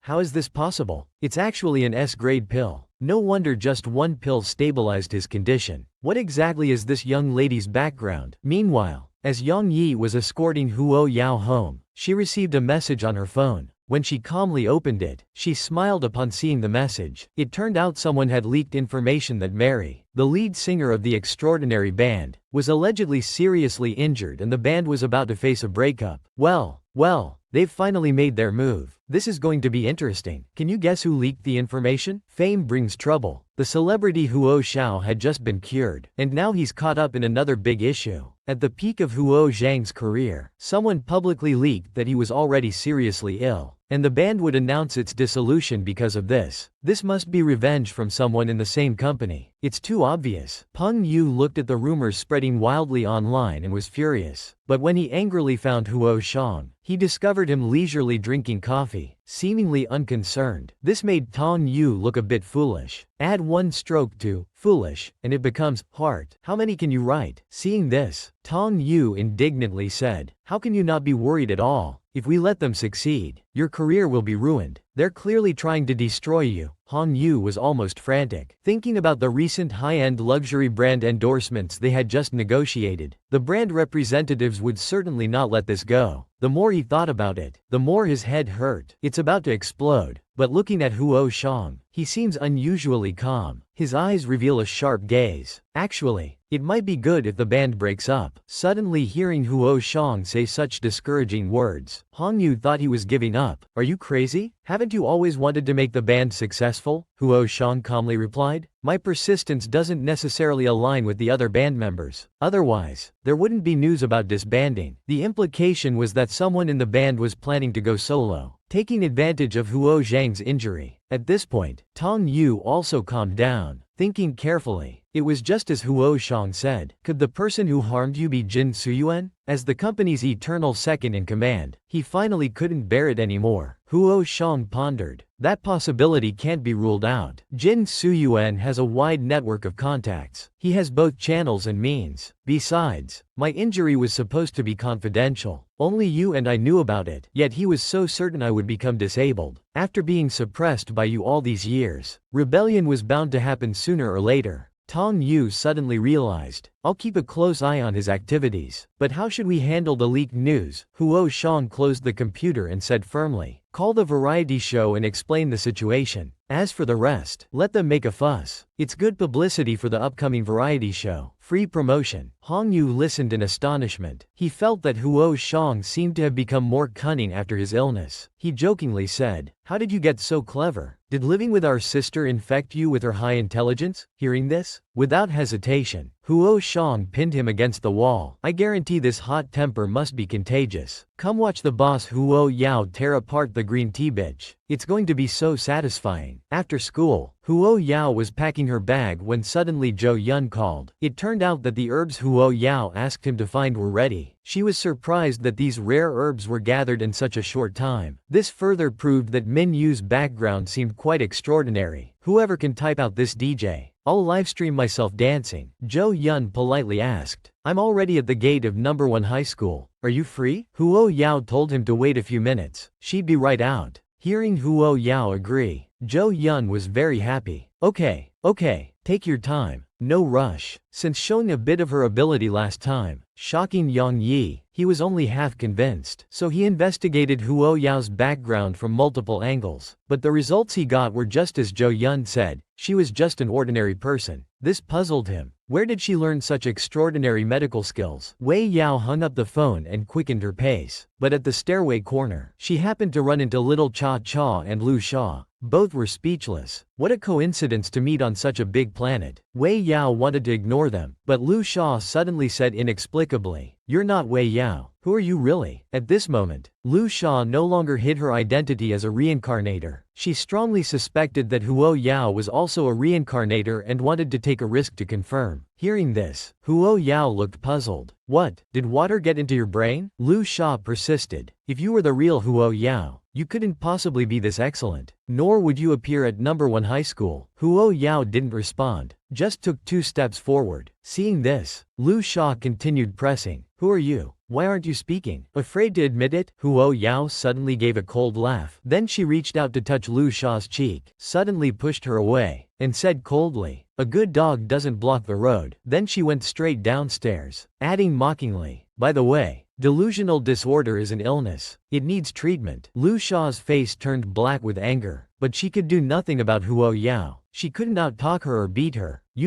Tearing apart a green tea bitch. It's satisfying just to watch. Meanwhile, at Old Pei's ancient house, a group of people were bustling about. Old Pei kept nagging, "Hurry up, quickly set up the equipment for little Huo's medicine. He'll be here soon. Don't delay his medicine making." They had never seen Old Pei so enthusiastic before, which puzzled the staff. What's wrong with Old Pei? Why is he always talking about little Huo lately? Another chimed in. Exactly. It's like he's obsessed. As everyone was speculating, Huo Yao and her group arrived. What did they see that made the 108-year-old Bai Peilang so excited? In the distance, Huo Yao, wearing her school uniform, was slowly approaching. It turned out that today she was going to make medicine for Minyu. Peilang, who had practiced medicine his whole life, had never seen the creation of a top-grade medicinal pill with his own eyes. Huo Yao said, "If anyone can type out this super difficult character, I'll give each person a top-grade medicinal pill." Old Pei eagerly welcomed Huo Yao. He said softly, "Little Huo, we agreed that I would assist you today. You can't go back on your word." Hearing this, Huo Yao's eyes widened in surprise. She couldn't believe these words came from the nationally renowned Old Pei. Feeling slightly embarrassed, she thought she hadn't said that, but still smiled and said, "I won't go back on my word. I prefer working on medicine alone. Just the 2 of us is enough." Old Pei, hearing his goal was achieved, said, "Of course, no problem." Then he ordered, "All of you,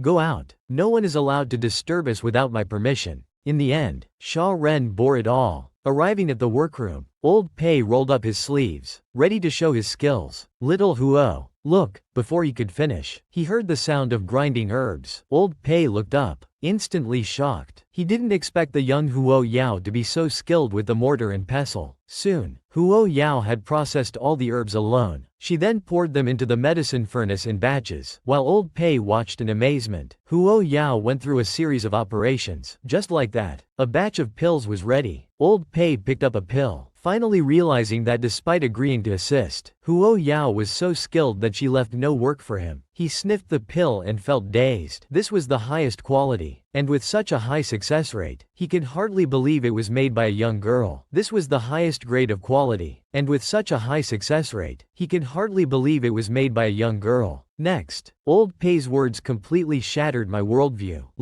No. Master, may I ask if you're still accepting disciples? Although I'm a bit old, I have exceptional talent. I'm quite good at medicine refining. Upon hearing this, Huo Yao, who was drinking water, spat it out. Was Old Pei serious? Wasn't he trying to take her as a disciple not long ago? How did he become the one asking to be a disciple today? Another big event, a 98-year-old national master of traditional Chinese medicine, wanting to become the disciple of a high school girl. This sudden reversal caught Huo Yao off guard. Old Pei, you must be joking. Haha, she said, quickly changing the subject. Zhou Yun and the others have been waiting for so long. They must be anxious. Let's go out quickly. She picked up the pills and slipped away. Comment section. Use this emoji. Tag your favorite idiot. Let's get excited together, shall we? Zhou Yun, seeing Huo Yao, anxiously asked, are the pills ready? Huo Yao handed the medicine box to Zhou Yun, cautioning, I only made this much. Use them sparingly. Old Pei, coming out right after, heard Huo Yao's words and wanted to become her disciple even more. Is this something a human would say? This little monster. Does she even know what this means? Even the highest level medicine refiners could only produce 5 or 6 pills with the same amount of herbs in one go. She actually made 20 pills, and she's still not satisfied. At this moment, Zhou Yun curiously opened the medicine box. Seeing so many pills, he was equally surprised. He thought, nowadays, ordinary medicine refiners can make so many pills at once? While he was in a daze, Old Pei snatched the box and closed it. Do you want the efficacy to dissipate? He scolded. This is S+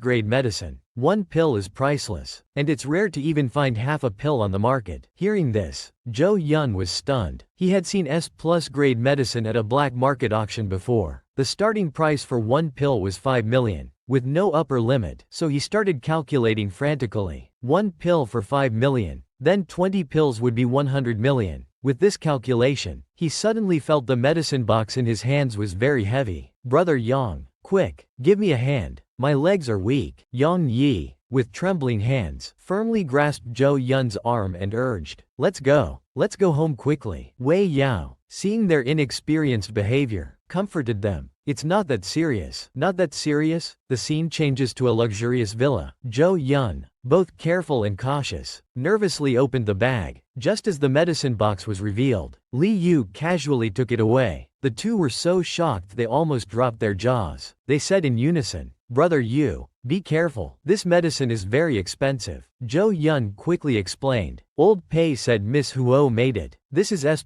grade medicine. Hearing this, Minyu was also shocked. He knew very well what this meant. At this moment, Zhou Yun joked, Brother Yu, what do you plan to give in return this time? Before Minyu could speak, Yang Yi said, why not give Miss Huo a house? Zhou Yun heard this and said, good idea. The house next door has been vacant for a long time. I'll ask if they're willing to sell. If not, we can offer double the price. Then we can be neighbors and help each other out. Minyu looked at these two advisors talking back and forth, feeling overwhelmed. He didn't expect to have both Zhuge Liang and Pang Tong at the same time. At this rate, winning over Huo Yao seemed just around the corner. The siblings met for the first time in 17 years. This was abroad. Third brother Huo Yulin, although an international medical expert, suffered from autism. I wonder how he, who's not good with words, will handle meeting the seventh sister for the first time. Whoever can type this character without looking. I'll livestream myself drinking milk while doing a handstand. It turns out, Huo Yao was representing the national team to participate in an international knowledge competition in Aimu country. Before leaving, her father told Huo Yao, your third brother is stationed in Aimu country. Let him show you around later. Mom was also very excited. That's right.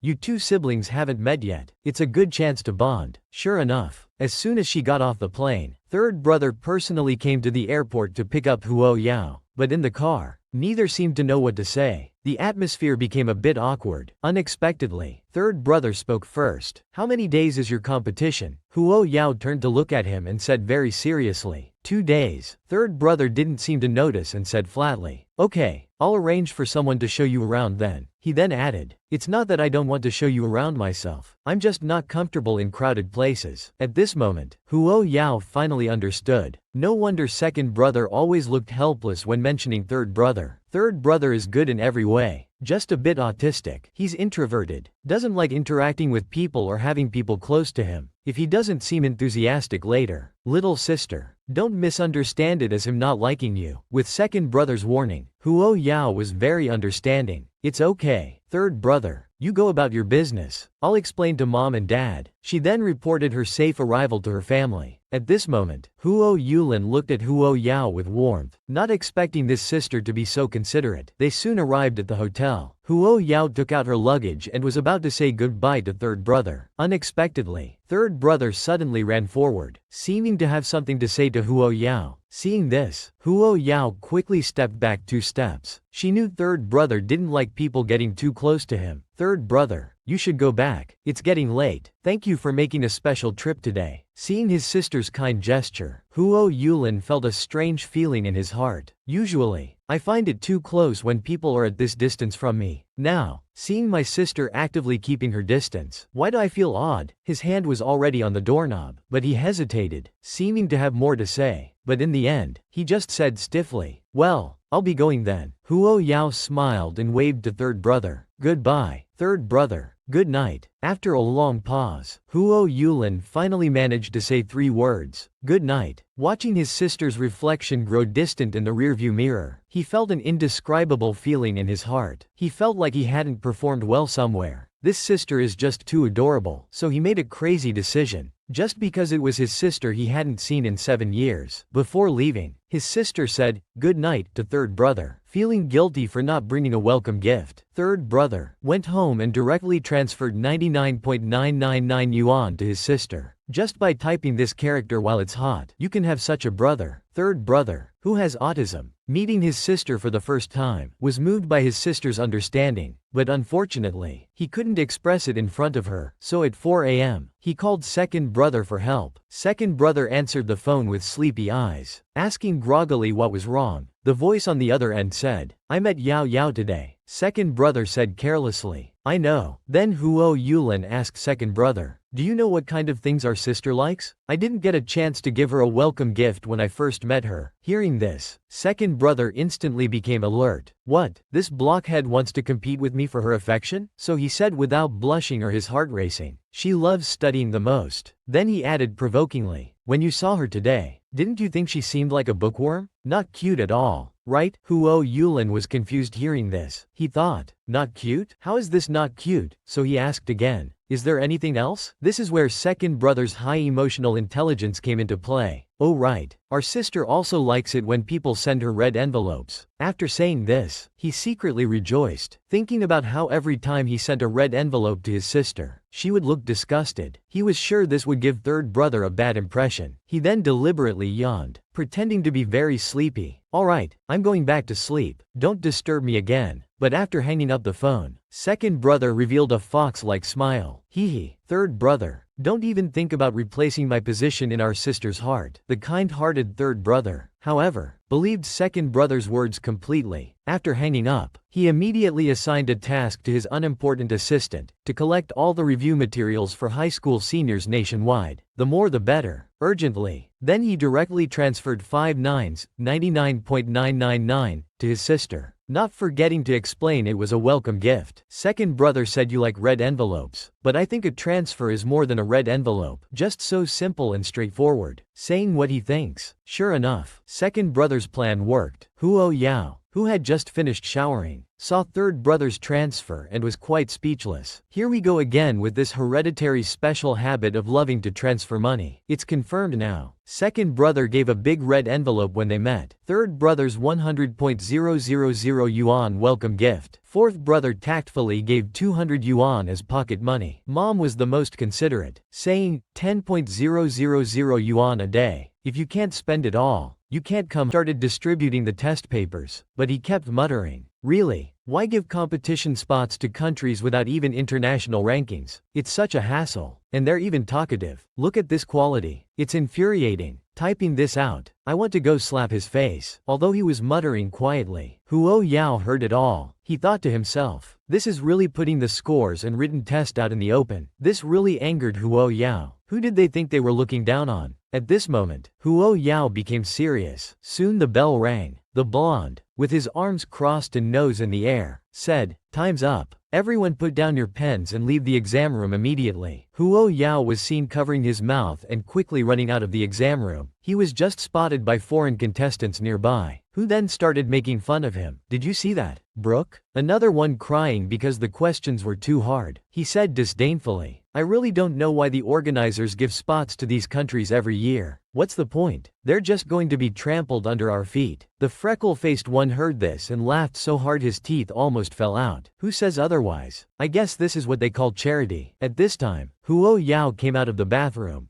gently holding his stomach and taking a deep breath. Finally, relief. It's all because I drank too much milk this morning. Mamma mia. Oh, so the big shot just had a stomachache. I really thought he cried because it was too difficult. Suddenly, Huo Yao heard people arguing nearby, and one of them was his classmate. It turned out that his classmate had overheard the foreigners' conversation earlier and went to confront them. The foreigners got more and more excited as they spoke, and suddenly blurted out, am I wrong? You stupid trash who don't even have international rankings. As he was about to push the male classmate, a delicate white hand suddenly grabbed his black pig's trotter. It's hard to believe that Huo Yao had a foreign son. Huo Yao, who went abroad to participate in an international competition, had a stomachache in the exam room due to not being accustomed to the local environment. As soon as the exam ended, he immediately covered his stomach and went to the bathroom. Who would have thought he'd be laughed at by two foreigners? Look, another little trash crying because the competition questions were too hard. A male classmate nearby couldn't stand it and wanted to reason with them. Unexpectedly, the foreigners became even more insulting. I'm not wrong. You guys are just trash without even international rankings. How dare you come to participate in the competition? As he was about to get physical, I couldn't take it anymore. Who can type out this word? I'd take a red-eye flight to give him a big arm cast. Just as he was about to push the male classmate, a delicate hand grabbed him. The black guy angrily opened his eyes wide and shouted, which idiot dares to? But before he could finish, he started howling in pain like a dog whose tail had been stepped on.